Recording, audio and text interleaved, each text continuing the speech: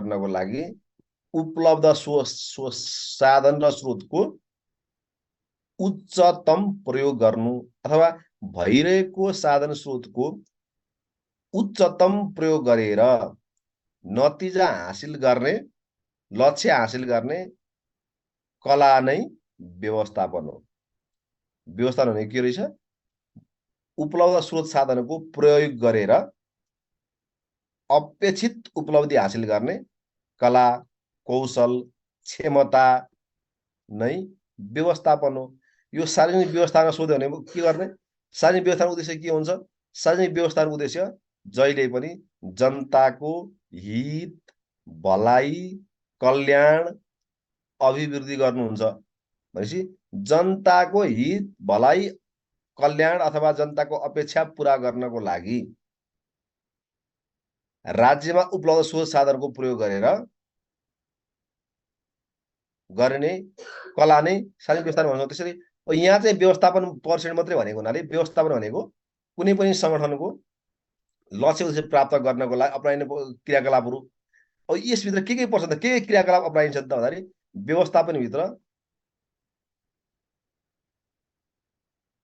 व्यवस्थापनभित्र तपाईँलाई हामीले पोस्ट कर, लुथर गुलीको पोस्ट कर भन्छौँ। व्यवस्थापनको सार भनेको चाहिँ व्यवस्थापन गर्ने कार्य भनेको चाहिँ पोस्ट करको आधारमा बुझ्दा हुन्छ। यहाँ पनि तपाईँलाई अहिले मैले फर्मुलाको हिसाबमा यहाँ तपाईँलाई म भन्छु। पोस्ट कर भनेको प्लानिङ, अर्गनाइजिङ, स्टाफिङ,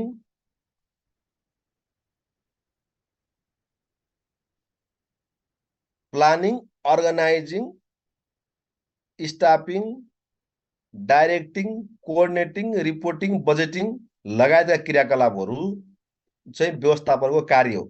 अब यो कार्य चाहिँ व्यवस्थापनले संगठनमा रहेर बस्दाखेरि गरेको कार्यहरू चाहिँ को परीक्षण व्यवस्थापन परीक्षण हो। परीक्षण चाहिँ अनुगमन, जाँच, त्यसको सुपरिवेक्षण, निरीक्षण जे गरिन्छ त्यो परीक्षण हो। भनेपछि अब व्यवस्थापन परीक्षणको अवधारणामा के पर्यो भन्दाखेरि कुनै पनि संगठनको व्यवस्थापकीय कार्यहरू, नीति, कानुन, संगठन, जनशक्ति, व्यवस्थापन, नियन्त्रण, निर्देशन लगायतका कार्यको समग्रमा सक्षमता परीक्षण गर्ने कार्य नै के हो? व्यवस्थापन कार्य हो, हैन? भनेपछि यसमा के बुझ्नु पर्यो भने कुनै पनि संगठनको व्यवस्थापकीय कार्य के हो भन्दाखेरि पोस्ट कर त्यही हो। Planning, organising, staffing, reporting, budgeting, coordinating यो सबै कार्यको सक्षमता परीक्षण गर्ने। त्यो प्लान ठिक छ कि छैन, त्यो अर्गनाइजेसन स्ट्रक्चर सही ढङ्गले काम गर्ने खालको छ कि छैन, त्यो अर्गनाइजेसन चाहिँ चुस्त दुरुस्त मितव्ययी छ कि छैन, स्टाफहरू चाहिँ सक्षम छन् छैनन्, उनीहरूको बोली, व्यवहार, संस्कार, विचार ठिक छ कि छैन सेवा प्रवाह गर्न, यी लगायतका कार्य गर्नेको लागि गर्ने अनुगमन परीक्षण नै के हो? व्यवस्थापन परीक्षण हो भनेर थोरैमा हामीले लेख्छौँ। अब यसमा व्यवस्थापन परीक्षणको अवधारणा एउटा परिभाषा छ व्यवस्थापन परीक्षण निर्देशिकामा। व्यवस्थापन परीक्षण भन्नाले लोकसेवा आयोगको कार्यक्षेत्रभित्रका विषय बाहेक सार्वजनिक निकायले प्रचलित नीति, कानुन तथा प्रशासकीय नियम र कार्यविधि पालना गरे नगरेको, वार्षिक योजना, बजेट तथा कार्यक्रम बमोजिम कार्य गरे नगरेको, कार्य सम्पादन संहिताको पालना गरे नगरेको एवं कर्मचारी व्यवस्थापन, कार्यालय व्यवस्थापन, आर्थिक प्रशासन, जिन्सी तथा अभिलेख व्यवस्थापन लगायत सार्वजनिक सेवा प्रवाहमा सम्बन्धित समग्र विषयको निरीक्षण, सुपरिवेक्षण, अनुगमन, मूल्याङ्कन, जाँचबुझ र परीक्षण गर्ने कार्य सम्झनुपर्छ भन्यो। ल हेर्नुहोस् त यहाँ के भनेछ? व्यवस्थापन परीक्षणको परिभाषा के भन्छ भने व्यवस्थापन परीक्षणको पोस्ट करवा कार्यहरू चाहिँ गरे नगरेको, यहाँ सबै तपाईँले पोस्ट करकै कुरा भयो। पोस्ट करवा कार्य गरे नगरेको, कार्य सम्झौता पालना गरे नगरेको लगायतका विषयमा के गर्ने? निरीक्षण, सुपरिवेक्षण, अनुगमन, मूल्याङ्कन, जाँचबुझ र परीक्षण भनेपछि सबै परीक्षणका विधि। यी परीक्षण गरे नगरेको क्रियाकलाप नै व्यवस्थापन परीक्षण हो। त्यो सरल भाषा भन्दाखेरि व्यवस्थापकीय कार्यको सक्षमता परीक्षण नै व्यवस्थापन परीक्षण हो भन्यो। यसले समग्र व्यवस्थापकीय कार्यहरूको अनुगमन, मूल्याङ्कन, जाँच र परीक्षण गर्ने काम गर्छ भन्यो। ठिक छ। व्यवस्थापन परीक्षण भनेको व्यवस्थापनमा गरिने एउटा कुनै संगठनको व्यवस्थापनको क्रियाकलापमा कार्यहरू गर्दाखेरि त्यो कार्यहरू सक्षमतापूर्वक गरिएको छ कि छैन भनेर जाँच गर्ने कला हो, कौशल हो व्यवस्थापन परीक्षण। यति बुझिन्छ। व्यवस्थापन परीक्षण के पर्छ भन्दाखेरि व्यवस्थापन परीक्षणमा व्यवस्थापनभित्रका सबै क्रियाकलाप पर्छ। यो नीति बनाउने, योजना बनाउने, बजेट बनाउने, खर्च गर्ने, कर्मचारी व्यवस्थापन गर्ने, जति व्यवस्थापनले एउटा संगठनभित्र बसेर काम गर्छ त्यो सबै काम व्यवस्थापन परीक्षणभित्र पर्छ। यसमा के पर्दैन भनेर विचार गर्नुपर्छ। अब नेपालको हकमा लोक सेवा आयोगले गर्ने परीक्षण कामहरू लोक सेवा आयोगले गर्छ। कर्मचारीको भर्ना गर्ने हैन, जस्तै अब बडुवाको उम्मेदवारमा चाहिँ उसको चाहिँ राय लिने, उसको तोक्ने, त्यसपछि अब उसले उपस्थापना गर्ने सुरु पहिलो त अब उसले सिफारिस गर्ने समय कामहरू लोक सेवा आयोगले गर्छ। भर्ना शीर्षक कामहरू र त्यो सँगसँगै कामहरू लोक सेवा आयोगले गर्छ। त्यो काम अरूले गर्न पाइएन संगठनले।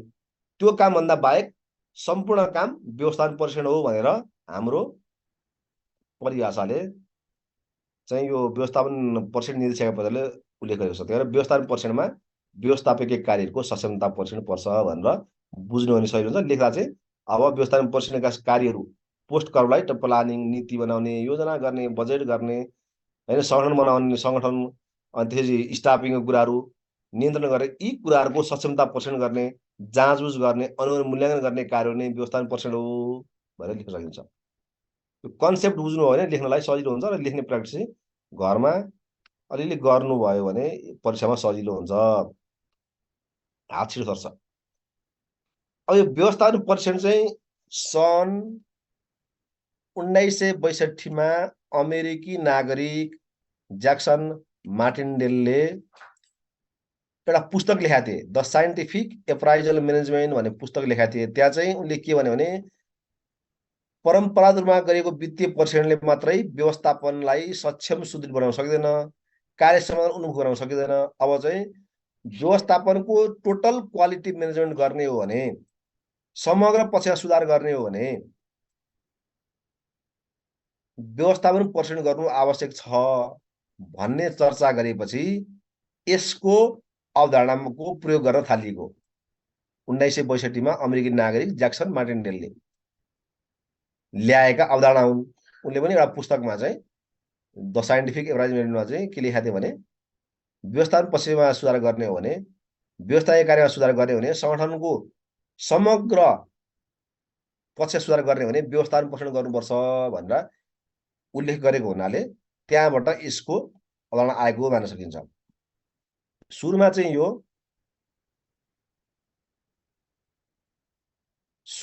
यो निजी क्षेत्रमा प्रयोग भयो, किनभने व्यवस्थापन भनेकै सुरुमा सार्वजनिक प्रशासन भनिन्थ्यो। यो रिचुअल टाइपको थियो। म्यानेजमेन्टमा चाहिँ प्लानिङ गर्ने, अर्गनाइज गर्ने, बजेटिङ गर्ने, त्यहाँ नियमितता, मितव्ययता, दक्षता कुराहरू व्यवस्थापन हुन्थ्यो र यो सुरुमा निजी क्षेत्रमा प्रयोग गरियो। जब निजी क्षेत्रमा प्रयोग गरिसकेपछि पछि निजी क्षेत्रको व्यवस्थापकीय गुणहरू सार्वजनिक क्षेत्रमा प्रवेश गर्न थालियो। कहिले थालियो भन्दाखेरि न्यू पब्लिक म्यानेजमेन्ट जहिले आयो 1980 पछि न्यू पब्लिक म्यानेजमेन्ट अवधारणा सार्वजनिक प्रशासन भित्राइयो। सार्वजनिक प्रशासनमा चाहिँ अब हामीलाई अब तपाईँले पढिहाल्नु सक्छ व्यवस्थापनमा, त्यसमा पिए, एनपिए, न्यू पब्लिक म्यानेजमेन्टको कुराहरू आए। न्यू पब्लिक म्यानेजमेन्ट नयाँ सार्वजनिक व्यवस्थापन चाहिँ सार्वजनिक प्रशासनमा भित्राउन थालियो। निजी क्षेत्रका राम्रा राम्रा गुणहरू पनि सार्वजनिक प्रशासनमा ल्याएर सार्वजनिक प्रशासनलाई स्वच्छ, सक्षम, निष्पक्ष, पारदर्शी र अझै दक्षतापूर्ण रूपमा, आर्थिक रूपमा कुशल रूपमा गर्नको लागि चाहिँ एनपिओ अवधारणा भित्राइयो। हो त्यो सँगसँगै निजी क्षेत्रको राम्रा गुणहरू भित्राउने क्रममा यो 1980 को दशकपछि व्यवस्थापन परीक्षण पनि सार्वजनिक प्रशासनभित्र अवलम्बन गर्न सुरु गरियो। नेपालमा भने 2055-56 देखि सामान्य प्रशासन मन्त्रालयद्वारा व्यवस्थापन परीक्षण गर्न थालिएको। यो चाहिँ विशेषतः 2055 सालमा निजामती सेवा ऐन 2049 को पहिलो संशोधन गरेर त्यहाँ दफा 72 क थपियो, त्यो थपिसकेपछि त्यहाँ चाहिँ व्यवस्थापन परिक्षण गर्नुपर्ने कुरा उल्लेख गरेपछि त्यहाँबाट चाहिँ सामान्य प्रशासन मन्त्रालयले व्यवस्थापन परिक्षण गर्न थालेको। अवधारणा लेख्दाखेरि यो तपाईँलाई 5 नम्बरको अवधारणा यति लेख्नु भयो काफी हुन्छ। अब प्रश्न सोध्नु भएको छ, यो बक्सको उत्तर लेख्न मिल्छ, साह्रै राम्रो हुन्छ, तर यो तपाईँले इक्जाममा यो लेख्न भ्याउनुहुन्न, किनभने यो मात्रै लेखेर हुँदैन, तपाईँलाई यसको अरू विषय नै चर्चा गर्नुपर्छ। परीक्षकले तपाईँ हामीबाट खोजेको के हुन्छ भने पहिलो लाइनमा यो कन्सेप्ट कतिको क्लियर छ भन्ने कुराहरू खोजिएको हुन्छ। पहिलो लाइनमा कन्सेप्ट क्लियर, तपाईँले सरल भाषामा चाहिँ यसको चाहिँ व्यवस्थापकीय कार्यको सक्षमता परीक्षण नै व्यवस्थापन परीक्षण हो, व्यवस्थापकीय कार्यहरूमा के पर्छन् होइन, अब परीक्षणमा के पर्छन् भनेर टक्क व्याख्या गर्दा सरल खुल्छ। यो उत्तर लेख्न चाहिँ अलिक लामो हुन्छ कि भनेर लेख्न सक्नुहुन्छ भने टाइम हुन्छ भने यो उत्तर सबभन्दा राम्रो हुन्छ।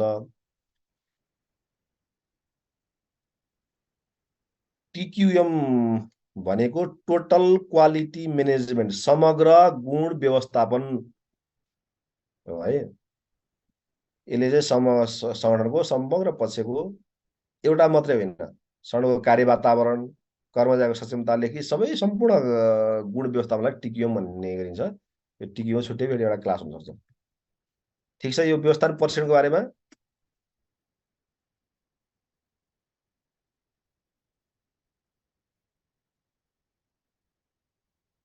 व्यवस्थापन परीक्षण। अब व्यवस्थापन परीक्षणमा व्यवस्थापनका सम्पूर्ण कार्यहरू पर्दछन्। यसमा नपर्ने भनेको कुरा के हुन्छ भनेर खोज्नुपर्छ। अब जस्तै यहाँ लोकसेवा आयोगले गर्ने कार्यक्षेत्रको कुरा यहाँ परेनन् होइन, अनि छुट्टै एन कार्यविधिले यो पर्सेन्ट यसलाई दिने भनेर तोकेको कुरा पर्दैन, अरू सबै कुरा यसमा पर्छन्। तसर्थ सामान्य रूपमा भन्दाखेरि व्यवस्थापन परीक्षण सबै कुरा पर्छन्। अब व्यवस्थापन परीक्षण र वित्तीय परीक्षण बिच भिन्नता।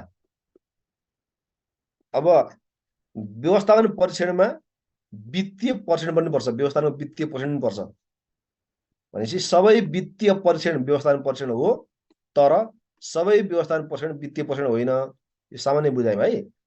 किनभने वित्तीय परीक्षण भनेको सङ्गठनभित्रको आर्थिक क्रियाकलापको परीक्षण भनेको स्रोत प्राप्ति, स्रोतको विनियोजन, स्रोतको लेखाङ्कन र स्रोतप्रतिको प्रतिफलको उत्तरदायित्वको सबै परीक्षण के हो, वित्तीय परीक्षण हो। हामी लेखा परीक्षण भन्छौँ नि, लेखा परीक्षण चाहिँ लेखाको परीक्षण, वित्तको परीक्षण, सार्वजनिक अब सरकारको हकमा हुने सार्वजनिक वित्तको परीक्षण चाहिँ के हो।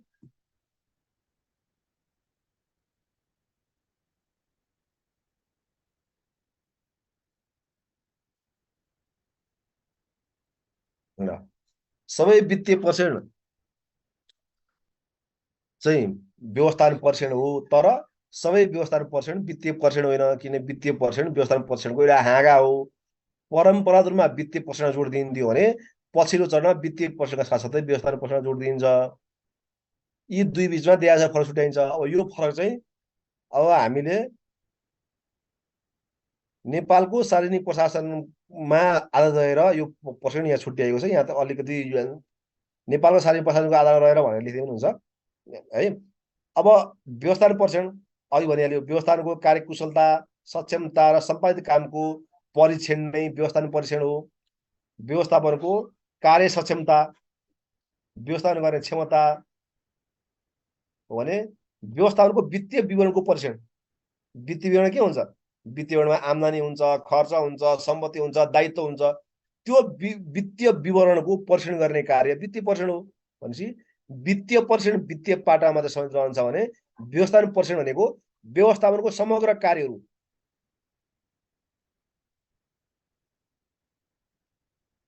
समग्र कार्यको सक्षमतासँग समेत हुन्छ।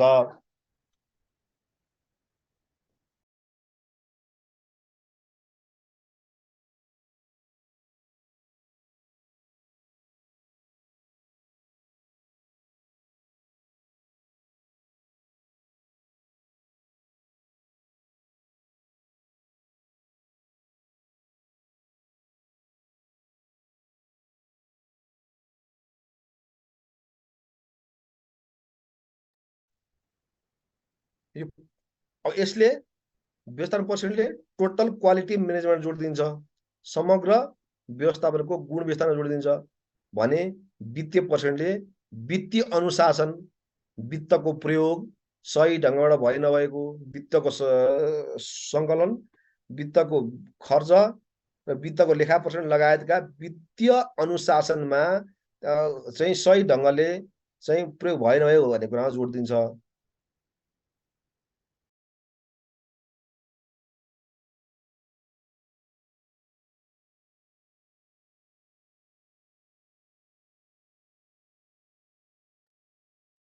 र नेपालको के अरे अघि पनि भनेछ व्यवस्थापन परीक्षण नेपालमा सार्वजनिक प्रशासनमा सामान्य प्रशासन मन्त्रालयको जिम्मेवारी पर्छ, किनभने हाम्रो टोटल सार्वजनिक व्यवस्थापनको केन्द्रीय कर्मचारी निकाय, जसलाई सेन्ट्रल पर्सनल एजेन्सी सिपिए भन्छौँ हामी, सेन्ट्रल पर्सनल एजेन्सीको रूपमा सामान्य प्रशासन मन्त्रालय रहेको छ। उसले चाहिँ सम्पूर्ण निकायहरूको व्यवस्थापन पर्यटन गर्ने जिम्मेवारी उसलाई तोकेको छ भने वित्तीय पर्यटनको लागि महालेखा परीक्षकको कार्यालयबाट अन्तिम वित्तीय पर्यटन त फेरि आन्तरिक लेखा पर्यटन हुन्छ होइन, यहाँ चाहिँ अन्तिमको रूपमा मात्रै मैले लेखेँ, महालेखा परीक्षकको कार्यालयबाट अन्तिम लेखा परीक्षकको रूपमा काम हुन्छ। अब व्यवस्थापन पर्यटन गर्नलाई छुट्टै सेवा समूह छैन नेपालमा, यो प्रशासन सेवा समूहबाटै सम्पन्न हुन्छ भने वित्तीय पर्यटन गर्नको लागि छुट्टै लेखा पर्यटन समूह पनि छ। व्यवस्थापन पर्यटनको प्रतिवेदन सानै प्रशासन मन्त्रालयले व्यवस्थापन पर्यटन गरिसकेपछि नेपाल सरकारसँग पेश गर्छ। वित्तीय पर्यटनको प्रतिवेदन राष्ट्रपति हुँदै संसदपति पेश हुन्छ भने व्यवस्थापन पर्यटन अनिवार्य छैन, यसमा चाहिँ व्यवस्थापन पर्यटन गर्नुपर्छ भनेको छ, तर कहिले कहिले गर्ने कुनै निकाय गर्ने यसो अनिवार्य छैन। व्यवस्थापन पर्यटन चाहिँ सानै प्रशासन मन्त्रालयले आवश्यकता हेरेर गर्ने गर्छ भने वित्तीय पर्यटन हरेक सरकारी निकायको हरेक आर्थिक वर्षको अनिवार्य रूपमा गर्ने गरिन्छ।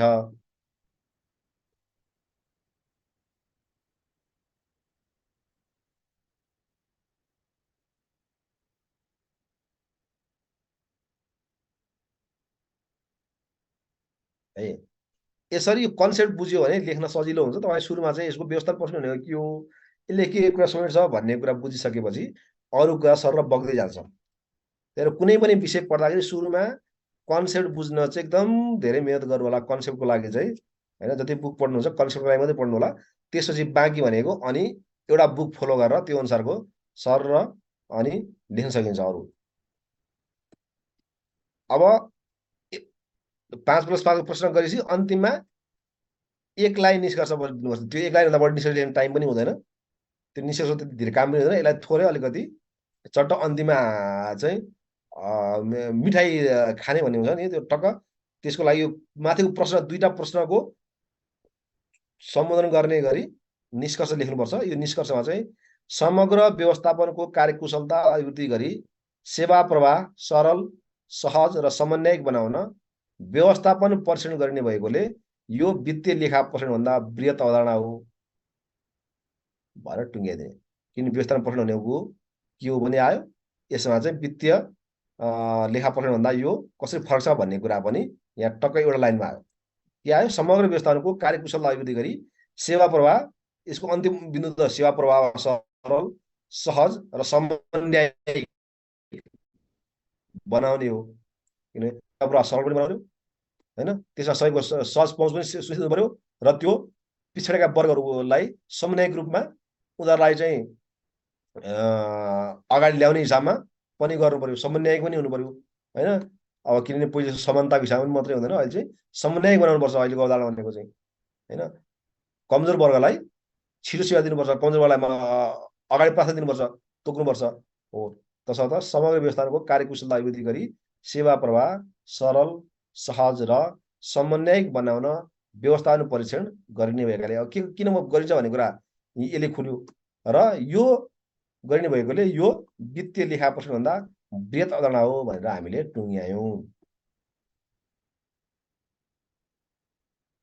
व्यवस्थापन परीक्षण यो प्रश्नमा तपाईँहरूलाई के कन्फ्युजन छ भने च्याटमा लेख्नु होला। लेखा परीक्षण र वित्तीय परीक्षण एउटै हो, यस्तो हो लेखा परीक्षण भनेको वित्तीय लेखा परीक्षणको त अब परीक्षण लेखा भने वित्तको परीक्षण लेखा परीक्षण हो, किनभने लेखा सार्वजनिक लेखा हो त लेखा अब पछिल्लो चरणमा कार्यकुशलको लेखा भन्ने हुन्छ होइन, कार्यमूलक लेखा, वित्तीय लेखा होइन भनिन्छ। तर यो चाहिँ लेखा परीक्षण सार भनेको वित्तीय परीक्षण हो, अहिलेको हाम्रो प्रवर्तक लेखा परीक्षण भनेको त्यो सार वित्तीय परीक्षण हो। किने लेखामा के हुन्छ, एकाउन्ट भनेको कुनै पनि विषयवस्तुको आर्थिक मापन गर्ने हो लेखा प्रणाली। कुनै विषयको प्राप्ति र खर्चको, सम्पत्ति र दायित्वको मापन लेखाले गर्छ। र त्यो लेखाको परीक्षण, लेखा परीक्षण भनेपछि लेखामा वित्तीय परीक्षण नै सबैभन्दा प्रादुर्भाव आउँछ। व्यवस्थापन परीक्षणको अवधारणा, व्यवस्थापन परीक्षण र वित्तीय परीक्षण, व्यवस्थापन परीक्षण अवधारणाबाट हामीले वित्तीय परीक्षणसँग थोरै फरक मात्रै छुट्याउने यहाँ प्रयोग गऱ्यौँ, नभए यसैमा व्यवस्थापन परीक्षणकै विषयमा हामीले चर्चा गर्नुपर्छ। अब व्यवस्थापन परीक्षणको क्षेत्रहरू के हुन् भनेर सोध्यो भने तपाईँहरूले यहीँ लेख्नु सक्नुहुन्छ। यहाँ हेर्नुहोस् त, अब एउटा पोस्ट कर्मको क्षेत्र पनि जान सकिन्छ, प्लानिङ, अर्गनाइजिङ, स्टाफिङ जुन छ नि पोस्ट कर्मको, त्यहाँ जान सकिन्छ। यहाँ पनि हेर्नु त, जस्तै नीति, कानुन, प्रशासकीय नियम र कार्यविधिको पालना गरे नगरेको, वार्षिक योजना बजेटिङ कुरा यहाँ आयो, कार्यक्रम गरे नगरेको, कार्यशाला संहिताको पालना गरे नगरेको, कर्मचारी व्यवस्थापन, स्टाफिङ, कार्यालय व्यवस्थापन होइन, अब यहाँ सङ्गठन व्यवस्थापन भने भयो, आर्थिक प्रशासन, जिन्सित अभिलेख व्यवस्थापन लगायत सार्वजनिक सेवा प्रवाहसँग सम्बन्धित समग्र विषयको निरीक्षण, सुपरिवेक्षण, अनुगमन, मूल्याङ्कन यो जाँच परीक्षण गर्ने हो। भनेपछि तपाईँले क्षेत्र सोध्यो भने तपाईँले पोस्ट करको रूपमा पनि जान सकिन्छ।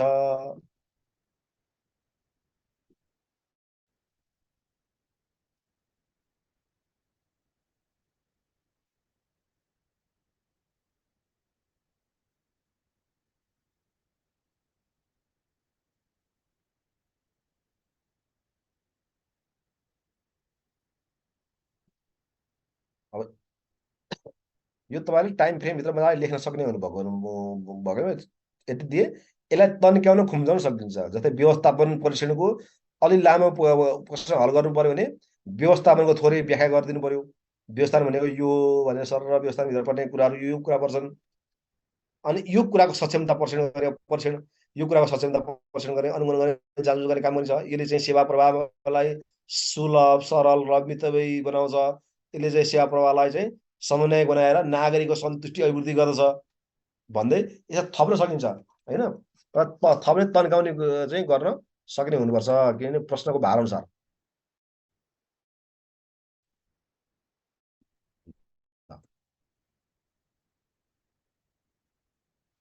अक्षर सानो भएन, ठिक छ।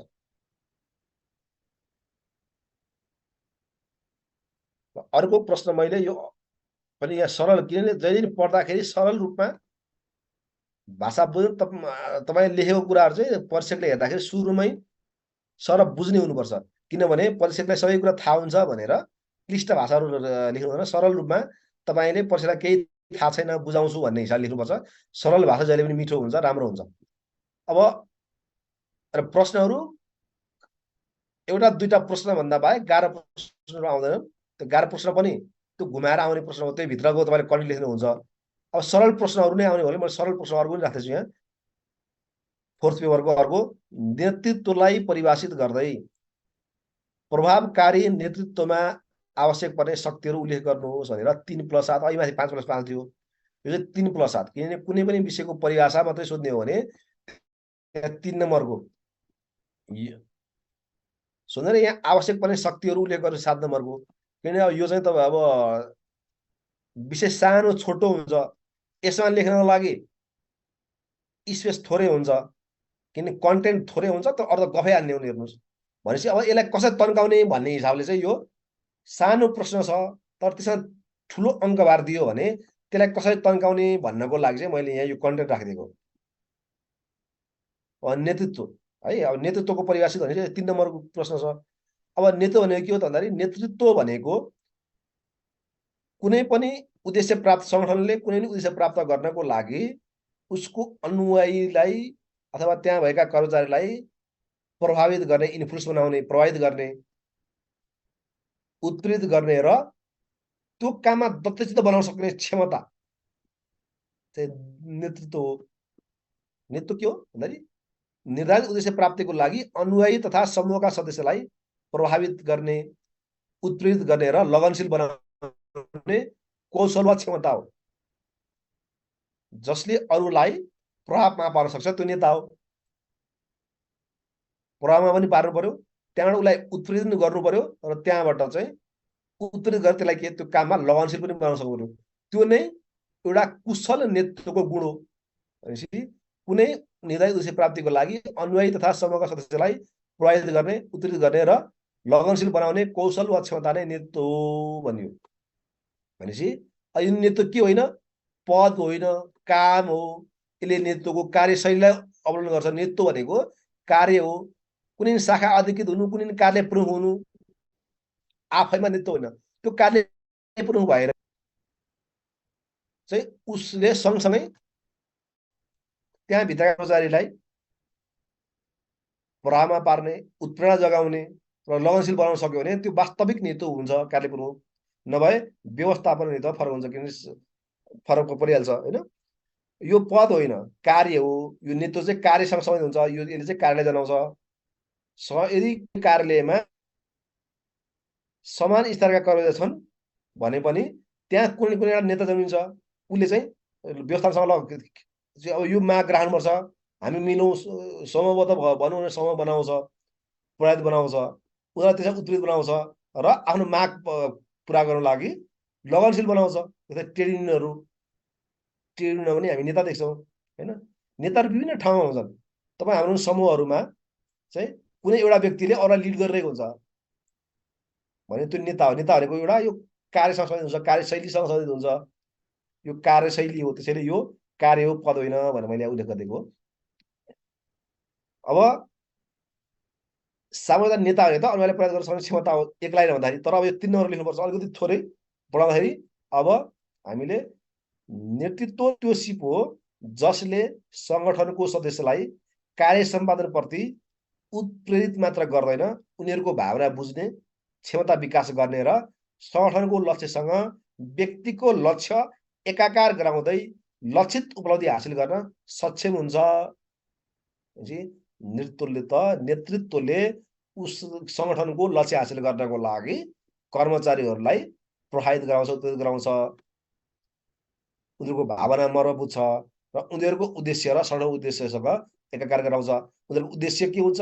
व्यक्तिको उद्देश्य चाहिँ प्रोत्साहन हुन्छ, सम्मान हुन्छ, त्यो सम्मान पनि अभिवृद्धि गराउँछ होइन। र सङ्गठनको लक्ष्य उद्देश्य प्राप्तिसँगै उसको चाहिँ आफ्नो सम्मान देख्ने गरी उसले चाहिँ अगाडि बढाउँछ।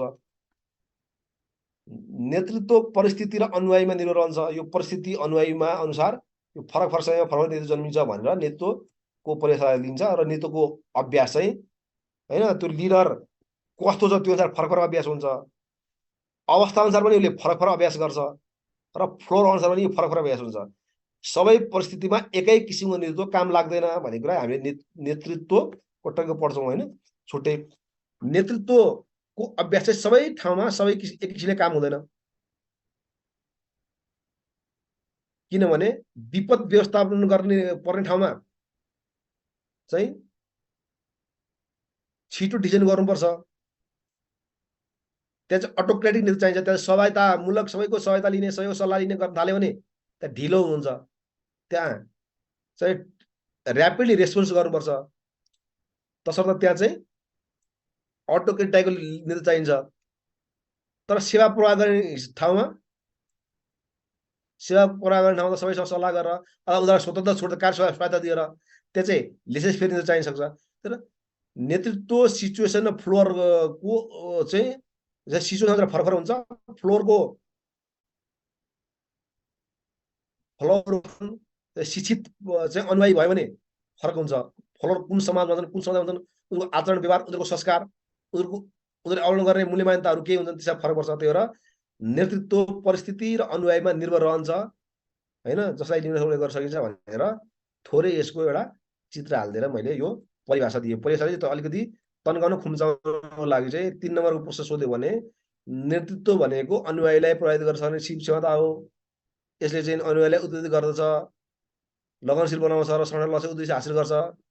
यति मात्रै लेखेर पुगेन भनेर यसमा अलिकति तन्काउनलाई चाहिँ थोरै हामीले तन्काउन सक्ने हुनुपर्छ भन्ने हिसाबले प्रश्न मैले यहाँ राखेको है। यो एकपल्ट सोधिसकेको प्रश्न पनि हो जस्तो लाग्छ मलाई। नेपाल राष्ट्र ब्याङ्कतिर अथवा कतातिर यो सोधिसकेको प्रश्न छ एउटा है। ल अब यो चाहिँ नेतृत्व भनेको के? अब नेतृत्वमा के चाहिन्छ? सक्षम नेतृत्व हुनको लागि कस्तो शक्ति आवश्यक पर्छ है? एउटा सक्षम नेतृत्व हुनको लागि पदीय शक्ति र व्यक्तिय शक्ति दुवै हुनु पर्दछ। यहाँ नेतृत्वको शक्तिमा जम्मा दुईटा शक्ति मात्रै हुन्छ। एउटा उसले उसको पदको शक्ति, उसले पदलाई प्राप्त गर्ने शक्ति, उसलाई पदले प्राप्त गर्ने अधिकार, जस्तै कार्यालय प्रमुख भएपछि निर्णय गर्ने अधिकार चाहिएला, कर्मचारीले टेर्ने भने दण्ड पुरस्कार दिने अधिकार चाहिए, दण्ड दिने अधिकार चाहिएला, पुरस्कार दिने अधिकार चाहिएला हैन। हो, उसलाई सुरुमा अधिकार चाहियो। त्यो के? पदीय अधिकार हुन्छ। पदले प्राप्त गर्ने शक्ति, पदीय शक्ति, पदले प्राप्त गर्ने। जोसुकै त्यहाँ बसे पनि, त्यो कुर्सीमा बस्यो भने नेतृत्वलाई एउटा अधिकार चाहिन्छ, जसलाई पदीय अधिकार भनिन्छ। भने अर्को व्यक्तित्व शक्ति, उसको पर्सनल व्यक्तित्वबाट अरूलाई प्रभावित पार्ने, अरूलाई अनुसरण गर्न सक्ने, उदाहरणीय बन्ने, इमान्दारिता हो, उदाहरणीयता, इमान्दारिता, क्रिएटिभिटी कुराहरू हैन भयो भने मान्छे आफै पछ्याइहाल्छ नि। किन मान्छेले अरूलाई चाहिँ आफ्नो व्यक्तित्वको आधारमा चाहिँ काम गरौँ लाग्ने अथवा उसको फलो गर्न मन लाग्ने खालको व्यक्तित्व विकास भएको हुनुपर्छ। त्यही भएर सक्षम नेतृत्वमा पदीय शक्ति, उसलाई अधिकार पनि चाहिन्छ, पदीय शक्ति पनि चाहिन्छ र व्यक्तित्व शक्ति दुवै आवश्यक पर्छ भनियो। पदीय शक्तिमा के पर्छ त भन्दाखेरि, पदीय शक्तिमा कानुनी शक्ति, पारितोषिक शक्ति र दण्डनीय शक्ति पर्छ। पदीय शक्तिमा तीनटा शक्ति है।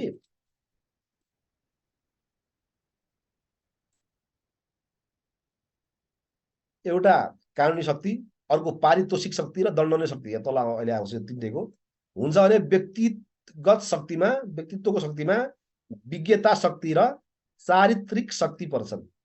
भनेपछि पदीय शक्ति भित्रको तीनटा शक्ति र व्यक्तिगत शक्ति भित्रको दुईटा शक्ति गरेर पाँचवटा शक्तिको हामीले व्याख्या गर्छौं।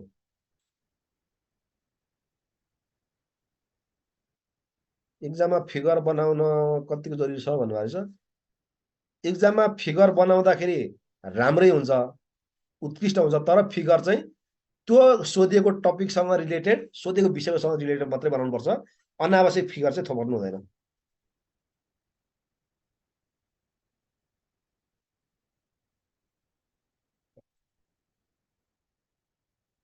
अब पदीय शक्तिमा पर्ने तीनटा कुराहरू के पर्यो भन्दाखेरि, आवश्यक पर्ने शक्ति भनेको हामीले दुईटा मेन शक्ति, पदीय र व्यक्तिगत शक्ति। पदीय शक्ति तीनटा शक्ति, त्यो भनेको एउटा कानुनी शक्ति। कानुनी शक्ति भनेको विद्यमान नीति कानुनको पालना गर्ने, विद्यमान नीति र कानुनको पालना गराउन सक्ने शक्ति।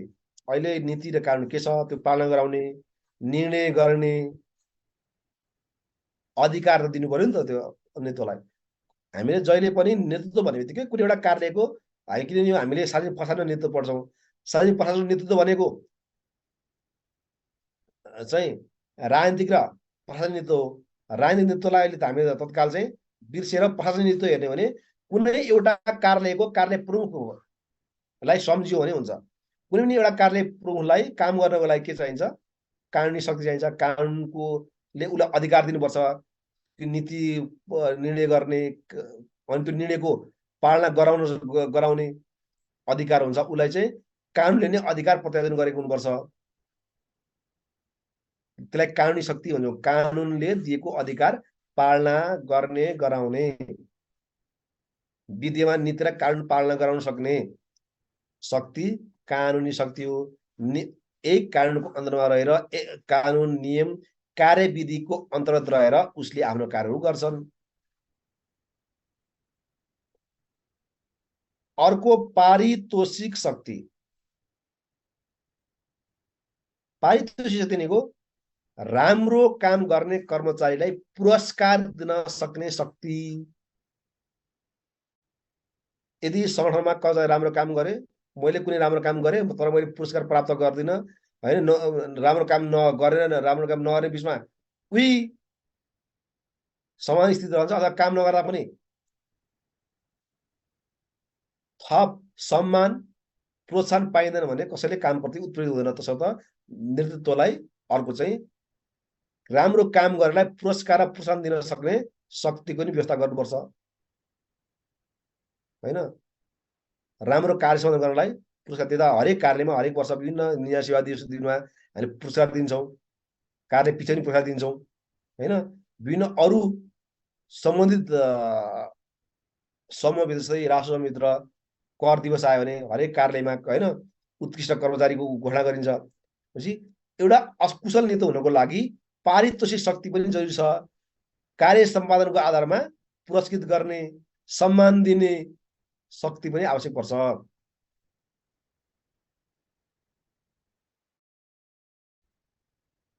अर्को दण्डनीय शक्ति भनेको राम्रो काम गरेलाई पुरस्कार दिने सँगसँगै खराब काम गरेलाई, खराब आचरण गर्नेलाई र आदेश पालना गर्न नगर्नेलाई दण्ड दिने, सजाय दिने, नसिहत दिने शक्ति दण्डनीय शक्ति हो। भनेपछि पदीय शक्तिभित्र यसरी कानुनी शक्ति, पारितोषिक शक्ति र दण्डनीय शक्ति पर्दछन्।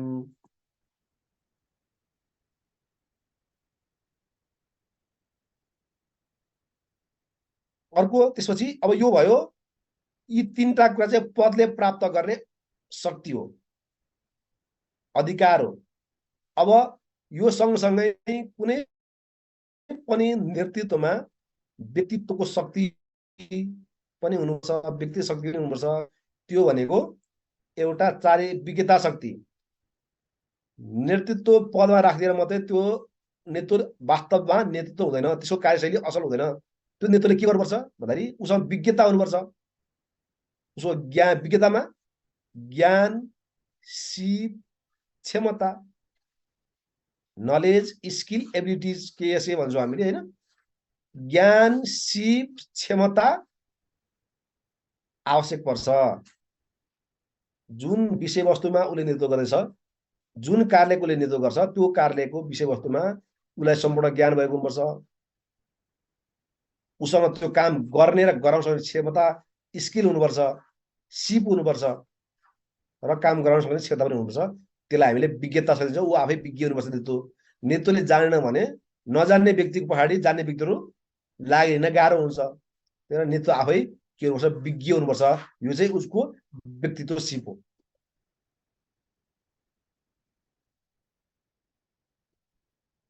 अर्को भनेको चारित्रिक शक्ति। चारित्रिक शक्तिभित्र उसको चरित्र राम्रो हुनुपर्छ, उदाहरणीय हुनुपर्छ, ऊ व्यक्तिगतमा नैतिकवान हुनुपर्छ, ऊ सदाचारिता, इमान्दारिता, नैतिकता, निष्ठावान र अरूको लागि प्रेरक व्यक्तित्व हुनुपर्छ। किनभने अनैतिक व्यक्तिको पछि पनि जसुकै विज्ञ छ तर अनैतिक छ भने त्यो व्यक्ति उसलाई अनुयायीहरूले नमान्न सक्छन्, मान्दैनन्। तसर्थ ऊ आफैमा चरित्रवान हुनुपर्छ, चारित्रिक शक्ति हुनुपर्छ, नैतिकवान हुनुपर्छ, इमान्दार हुनुपर्छ, निष्ठावान हुनुपर्छ, सच्चरित्र हुनुपर्छ, हुनुपर्छ र सबैको लागि उदाहरणीय र आदर्शवान व्यक्ति हुनुपर्छ। अब यसरी हामीले यो यति यसमा धेरै कुरा छ शक्तिमा। यी शक्ति दुईटा क्याटेगोरीभित्र पाँचवटा शक्ति हामीले पढ्यो भने यसलाई चाहिँ यो बुझ्यो भने अनि व्याख्या गर्न सक्छु। जति लामो क्वेसन आयो भने यहाँ क्वेसन चाहिँ मैले थोरै राख्दैछु तपाईँले।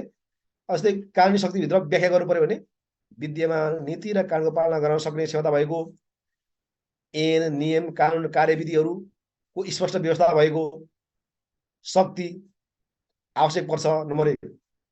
नम्बर 2 मा सङ्गठनभित्रका चाहिँ राम्रो काम गर्ने कर्मचारीहरूलाई प्रोत्साहन दिने, प्रोत्साहन गर्ने र उनीहरूको सम्मान अभिवृद्धि गर्ने क्रियाकलापहरू अधिकार, सम्मान अभिवृद्धि गर्ने अधिकार हुनुपर्छ। जसले आफ्नो कामको राम्रो सम्मान प्राप्त गर्छ, उसले उत्कृष्ट काम गर्छ, काम गर्न उत्प्रेरणा मनोबल सबभन्दा राम्रो अपनाउने कुरा हो। त्यही भएर उत्प्रेरणा मनोबल जगाउन सक्ने किसिमको शक्ति पनि आवश्यक पर्छ। यसलाई व्याख्या गर्छ तपाईँले, यस्तो क्वेसन आयो भने तपाईँले यसको व्याख्या गर्ने हो टक्क सर। दण्डनीय शक्ति, खराब आचरण गर्ने र आदेश पालना नगर्नेलाई दण्डनीय शक्ति हो। नेतृत्वले आफ्नो आदेशको पालना नगर्ने र संगठनको लक्ष्य उद्देश्यबाट विचलित रहने कर्मचारीलाई सचेत गराउने, सुरुमा नसिहत दिने, सजाय दिने शक्ति आवश्यक पर्छ भनेर यसलाई व्याख्या गर्ने। विक्रेता शक्ति, नेतृत्वलाई सम्बन्धित विषयमा ज्ञान हुनुपर्छ, उसँग त्यो काम गर्ने, आफूले पनि काम गर्न सक्ने सिप हुनुपर्छ र अरूलाई पनि काम गर्न सक्ने क्षमता हुनुपर्छ। ज्ञान सिप क्षमताले भरिपूर्ण हुने नेतृत्व हुनुपर्छ। अब चाहिँ तपाईँ इमान्दारता, नैतिकता, निष्ठा, इमान्दारता, सहजता, व्यवसायिकता सम्पूर्ण गुणले भरिपूर्ण हुनुपर्छ। यी नेतृत्वको शक्ति भयो भने मात्रै यी 5वटा समष्टिबाट नै त्यो नेतृत्व के हुन्छ, सक्षम नेतृत्व बन्दछ।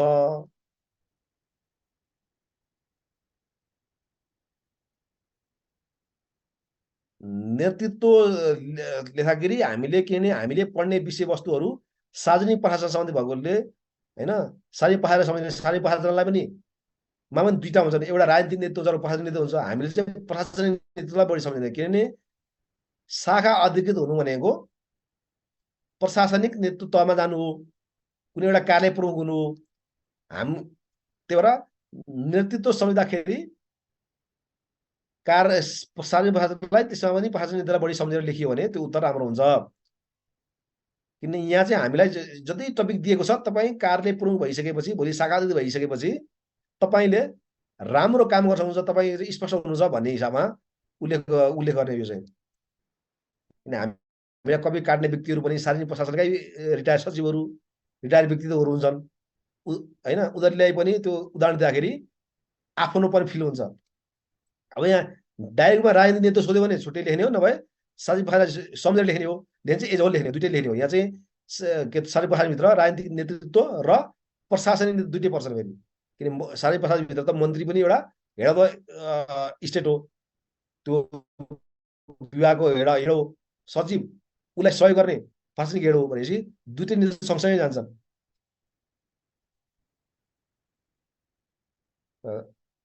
अब अन्त्यमा अपेक्षित उपलब्धि हासिल गर्न, कार्य समयमा अबल ठहरिन नेतृत्वमा पदीय शक्ति र व्यक्तिगत शक्ति दुवैको संयोजन आवश्यक हुन्छ भनेर यो उत्तर मैले यहाँ टुङ्ग्याएँ। मैले आज छोटो गर्छु भने तपाईँहरूलाई यो दुईटा प्रश्नमा चाहिँ तपाईँले केही कन्फ्युजन अथवा के क्वेसन छ भने च्याटमा राख्नु ल, म तपाईँलाई अब 2-4 मिनट सम्बोधन गर्छु।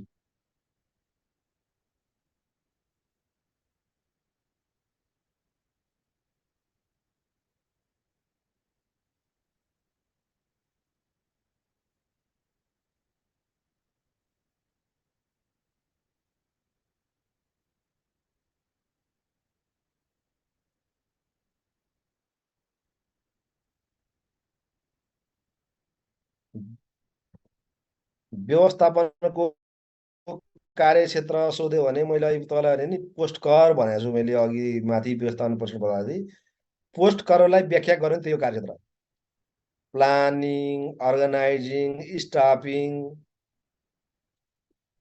कोअर्डिनेटिङ, रिपोर्टिङ, बजेटिङ, जुन चाहिँ पोस्ट कर त्यसलाई सम्झिनु हो भने व्यवस्थापनको धेरैवटा प्रश्न हल हुन्छ। तर पोस्ट कर मात्रै हामीले त्यसै भनेको छैनौँ। लुथर गुलीको पोस्ट कर त्यसै चाहिँ विश्वव्यापी रूपमा चाहिँ पढाइ हुँदैन। हेर्नुहोस्, त्यो पोस्ट कर आफैमा एउटा व्यवस्थापनको किताब हो। पोस्ट करलाई मात्रै सम्झिनु हो भने पनि व्यवस्थापन कार्यक्षेत्र त्यहाँबाट लेख्न हुन्छ। पी भनेको प्लानिङ, व्यवस्थापनको योजना गर्ने एउटा कार्यक्षेत्र हुन्छ।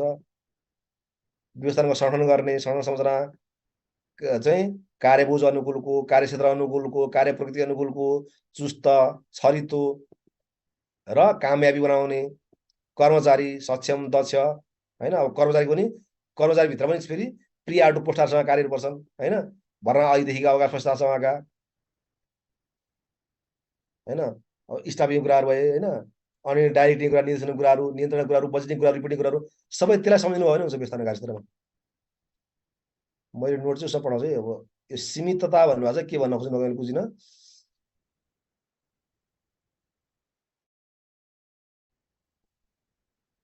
मैले तपाईँलाई यो सिम्पल क्वेसन मात्रै गराएको, यो होल टपिक होइन। तर कुनै पनि टपिक बुझ्दाखेरि तपाईँले कन्सेप्ट मजाले बुझ्नु हो भने बाँकी कुरा सरल बुझिन्छ, यसमा केही छैन है।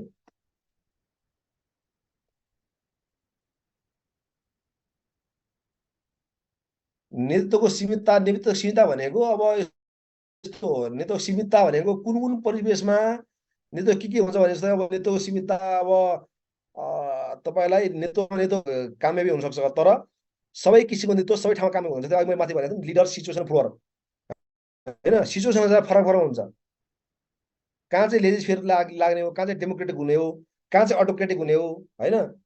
जस्तै काहीँ चाहिँ जस्तै अब यो प्रश्न यस्तो हुँदैन। प्रश्न कस्तो हुन्छ भने तपाईँलाई सहायतामूलक नेतृत्वको सीमितता हुनसक्छ। सहायतामूलक कहाँ लागु हुँदैन भन्दाखेरि जहाँ छिटो निर्णय गर्नुपर्छ त्यहाँ लागु हुँदैन, होइन। नेतृत्व जहाँ पनि लागु हुँदैन। छिटो निर्णय गर्नुपर्ने ठाउँमा अटोक्रेटिक नेतृत्व लागु हुन्छ, अटोक्रेटिक रूपमा, होइन। एकल डिसिजन गर्ने नेतृत्व ठिक हुन्छ। फास्ट निर्णय गर्नुपर्ने ठाउँमा, जस्तै डिसेस्टरको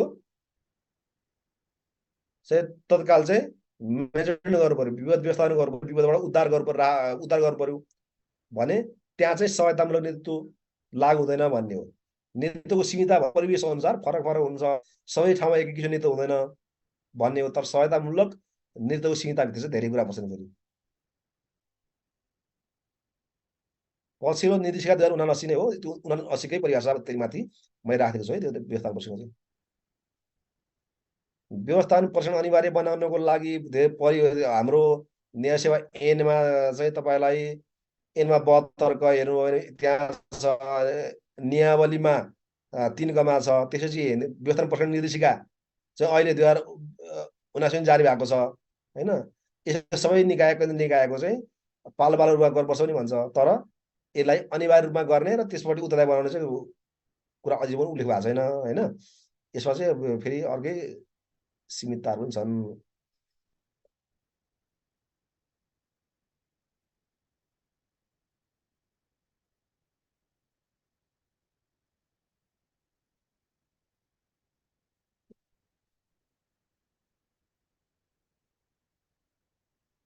व्यवस्थापन प्रशिक्षण गर्ने मुख्य निकाय भनेको स्थानीय प्रशासन हो, र त्यो बाहेक केन्द्रीय निकायहरूले पनि व्यवस्थापन गर्नुपर्छ भनेर तोकिएको छ। केन्द्रीय निकायहरूले पनि आफू मात्र कार्यको व्यवस्थापन प्रशिक्षण गर्न सक्छन्।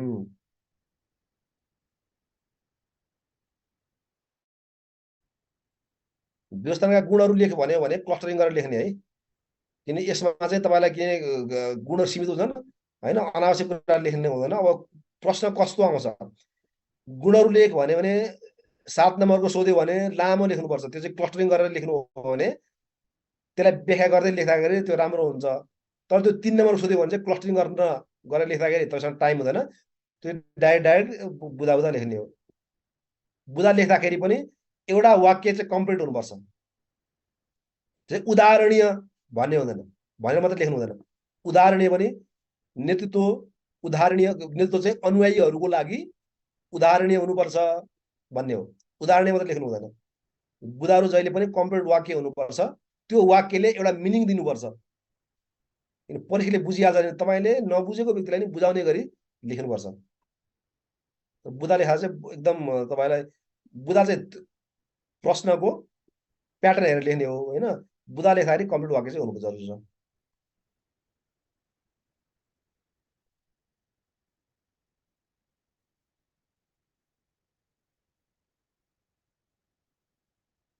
व्यवस्थापनकै सीमितता भन्ने हुँदैन, व्यवस्थापनभित्रको कुन पाटोको सीमितता भन्ने चाहिँ हुन्छ है फेरि। यो नेतृत्वको सीमितता पनि हुँदैन, नेतृत्व पनि सहायतामूलक नेतृत्वको सीमा हुन्छ। नेतृत्वको आफैमा सीमितता भन्ने हुँदैन, होइन। यो के त्यो भित्र पनि कुन पाटोको भन्ने हुन्छ लिमिटेसन चाहिँ।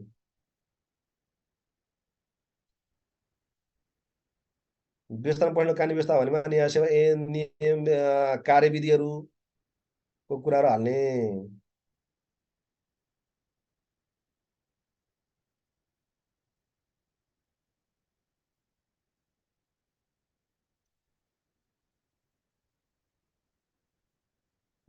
मैले एउटा अन्तिम प्रश्न भने नेतृत्वको प्रकार सोध्नु भएको छ। नेतृत्व 3 प्रकारका नेतृत्व विश्वमा बढी प्रचलित छन्। एउटा चाहिँ अटोक्रेटिक निरङ्कुश शैलीको नेतृत्व, अर्को चाहिँ डेमोक्रेटिक प्रजातान्त्रिक शैलीको नेतृत्व, र अर्को चाहिँ लेसेस्फेयर स्वतन्त्र होइन रूपमा कार्य गर्न दिने नेतृत्व। डेमोक्रेटिक नेतृत्वभित्र चाहिँ सहायता शैली पनि पर्छन् फेरि त्योभित्र। त्यो 3टा क्याटेगोरीभित्र अरू नेतृत्वलाई चाहिँ उल्लेख गर्ने हो है। अटोक्रेटिक, डेमोक्रेटिक, लेसेस्फेयर भनेर हामीले